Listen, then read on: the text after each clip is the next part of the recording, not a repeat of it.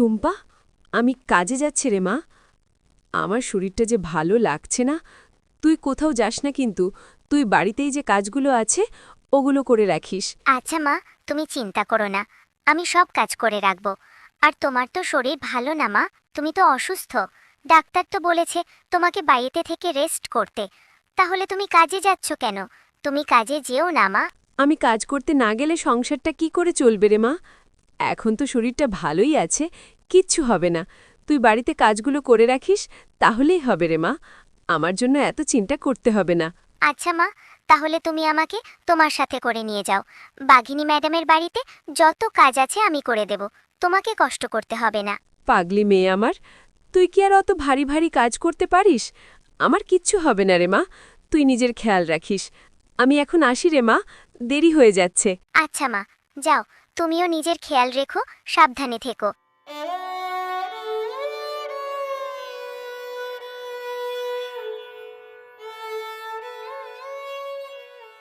হ্যাঁ রে শেফা, এখন কটা বাজে? এত বেলা করে কাজে আসলে এভাবে কাজ করলে কি হবে? মাইনে তো আর কম নিস না, মাস শেষে ঠিকই মাইনে নিয়ে নিস। এভাবে কেন কাজে আসিস? হ্যাঁ, বাঘিনী ম্যাডাম, আমার শরীরটা যে ভীষণ খারাপ গো, এজন্যই কাজে আসতে একটু দেরি হয়েছে। আবার পথে একটু জিরেও নিয়েছিলাম। হাঁপিয়ে যাই যে, বেশিক্ষণ হাঁটতেও পারি না। সমস্যা নেই, আমি সময় মতোই আপনার সব কাজ সেরে দেব।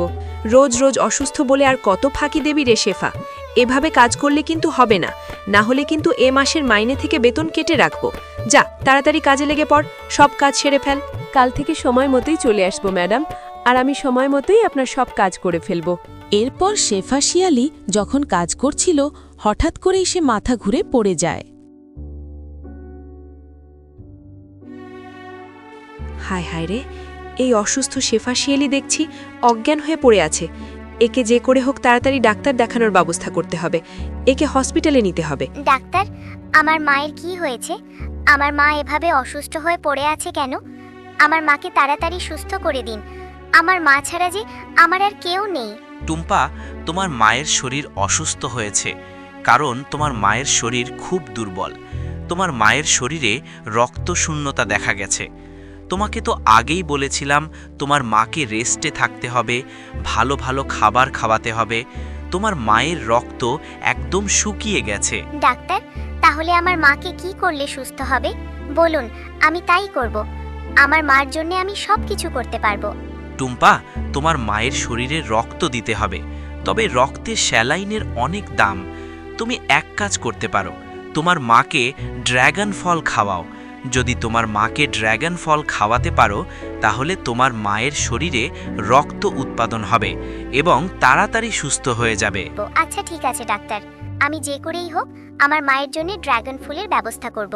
আমার মাকে আমি যে সুস্থ করে তুলবই। এরপর মিনা তার মায়ের ওষুধের টাকা জোগাতে বাঘিনীর বাড়িতে চলে যায়। বাঘিনী ম্যাডাম, আমার মা যে অসুস্থ হয়ে পড়ে আছে, আমার মাকে বাঁচাতে হলে অনেক টাকা লাগবে। আমার মা তো আপনার বাড়িতে কাজ করেছে, আমাকে কিছু টাকা দিন না, আমার মাকে ওষুধ আর ফল কিনে খাওয়াবো। আরে টুম্পা, আমি তোর মায়ের চিকিৎসার টাকা কি করে দেব? তোর মা তো ঠিকঠাক মতো কাজই করেনি, শুধু ফাঁকিবাজি করেছে। সব সময় বলেছে শরীর অসুস্থ।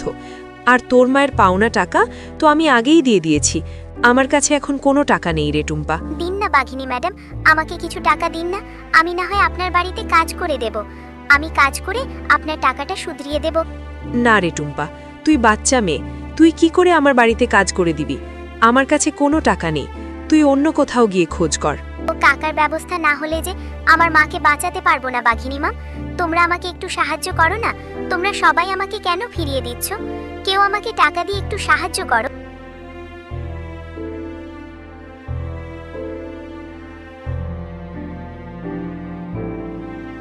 আমাকে কেউ সাহায্য করলো না। আমি এখন কোথায় যাব? কার কাছে যাব? টাকা না পেলে আমার মাকে বাঁচাতে পারবো না। আমি কোথায় গিয়ে একটু ড্রাগন ফল পাবো? ফল খেলে যে আমার মা সুস্থ হয়ে যাবে।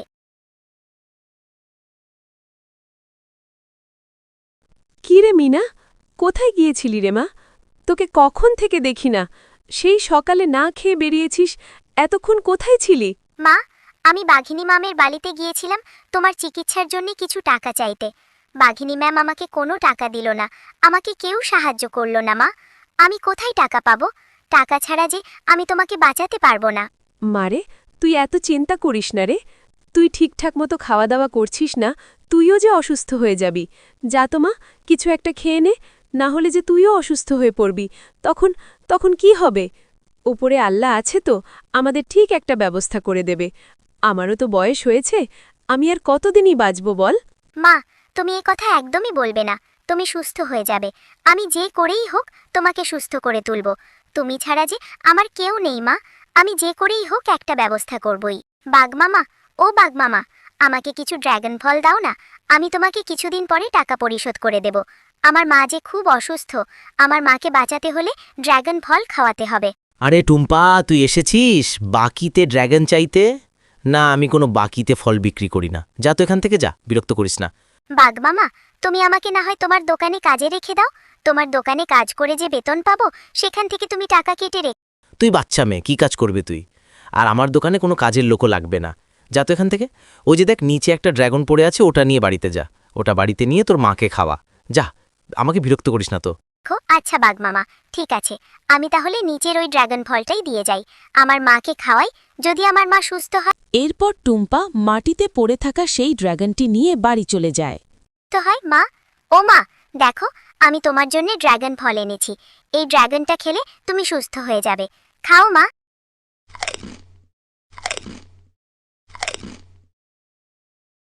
টুম্পা, তুই এটা কি ড্রাগন ফল এনেছিস রে মা?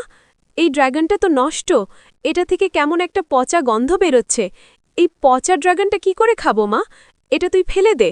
জানো মা, আমি বাঘমামার কাছে বাকিতে কিছু ড্রাগন চাইলাম, বাঘমামার দোকানে কাজও চাইলাম, কিন্তু বাঘমামা আমাকে দিল না। এই ড্রাগনটা যে মাটিতে পড়েছিল, বাঘমামা বলল এই ড্রাগনটা নিয়ে তুই তোর মাকে খাওয়া। তাই আমি এটা নিয়ে এসেছি মা। আমি কত হতভাগিনী মা, আমার জন্য বাচ্চা মেয়েটা কত কষ্ট করছে। মারে, এই ফলটা খাওয়া যাবে না, তুই এটা এক্ষুনি বাইরে গিয়ে ফেলে দিয়ে আয়। এরপর মিনা বাইরে গিয়ে তাদের পুকুরে সেই ড্রাগন ফলটি ফেলে দেয়। একটা ড্রাগন ফলের ব্যবস্থা করলাম, সেটাও আবার পচা। এবার আমি কি করে আমার মাকে বাঁচাবো? আল্লাহ, তুমি আমাকে সাহায্য করো।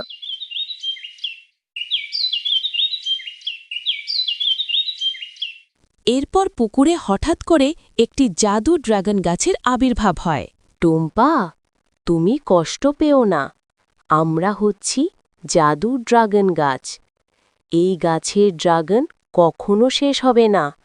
আর এই জাদু ড্রাগন তোমার মা খেলে তোমার মা সুস্থ হয়ে যাবে। আর তুমিও তোমার মা এই গাছের ড্রাগন বিক্রি করে তোমাদের জীবনটা কাটিয়ে দিতে পারবে। তোমরা অনেক সুখে থাকবে। আরে, সত্যি সত্যি তো দেখছি এই জাদুর ড্রাগন গাছে কত ড্রাগন। এই ড্রাগনগুলা খেলে আমার মা সুস্থ হয়ে যাবে। তোমাকে অনেক ধন্যবাদ ড্রাগন গাছ। হ্যাঁ মিনা, তুমি তোমার মাকে অনেক ভালোবাসো। তোমাদের মা মেয়ের ভালোবাসা দেখে আমি মুগ্ধ হয়েছি। এখন থেকে তোমাদের আর কোনো কষ্ট করতে হবে না। এরপর মিনা তার মাকে সেই ড্রাগনগুলো খাইয়ে সুস্থ করে দেয় আর বাকি ড্রাগনগুলো বাজারে নিয়ে বিক্রি করতে থাকে। এভাবেই তারা মা ও মেয়ে অনেক সুখে শান্তিতে বসবাস করতে থাকে। তো বন্ধুরা, আজকের গল্পটি তোমাদের কাছে কেমন লেগেছে? যদি গল্পটি ভালো লেগে থাকে তাহলে লাইক, কমেন্ট আর সাবস্ক্রাইব করে আমাদের সাথেই থেকো। আর হ্যাঁ, এমন সুন্দর সুন্দর গল্প দেখতে চাইলে পাশে থাকা বেল আইকন বেলটি অন করতে ভুলো না কিন্তু।